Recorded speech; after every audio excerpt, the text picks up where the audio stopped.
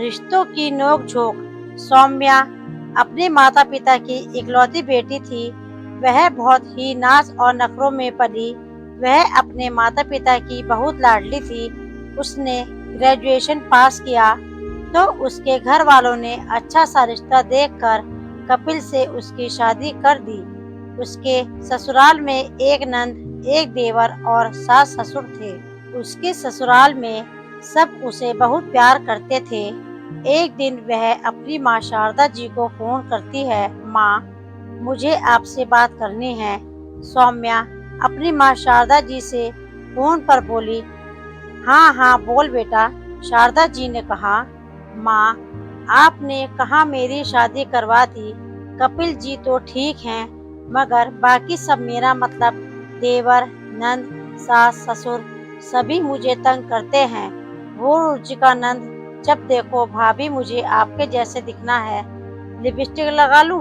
भाभी जी please maths में मेरी मदद करो ना। और वो देवर अक्षय, भाभी कॉलेज का प्रोजेक्ट है, बताइए ना कैसे करूं? भाभी जी एग्जाम में कैसे क्या पढूं? मैं परेशान हो गई। मैं तो अब ज्यादा पढ़ी हूँ तो क्या उनकी ट्यूटर बन जाऊं? और मेरे सास ससुर बेटा ये बना दो, वो बना दो, मुझे और इनको स्पेस नहीं देते। मैं कोई नौकरानी हूँ क्या? शारदा जी मुस्कुराती बोली, बेटा, रिश्ते पानी के जैसे होते हैं, जो रंग डालोगी वैसे बनेंगे। असल में वो तुमसे स्नेह करते हैं और तुम्हारी काबिलियत का सम्मान करते हैं।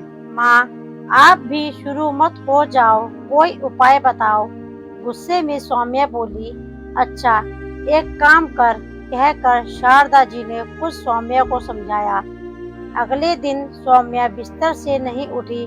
पहले सास ससुर आए, फिर देवर नंद। उसने सबसे कहा उसकी तबीयत ठीक नहीं है।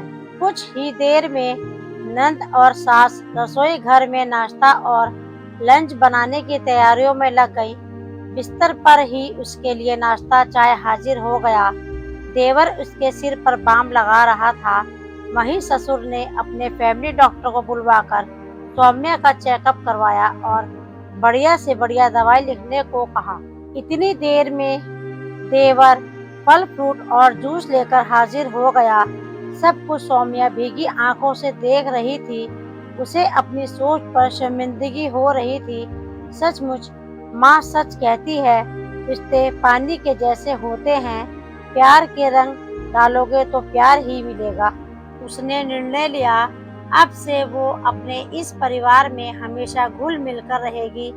इस कहानी का मतलब बस इतना है कि छोटी छोटी नोक झोंक को बड़ा ना बनाए, उसमें मिठास के जरिए समझदारी दिखाते हुए बनाए रखिए।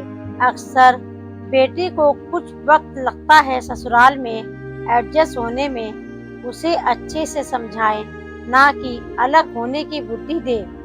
आजकल इन्हीं कारणों से परिवार बिखर रहे हैं।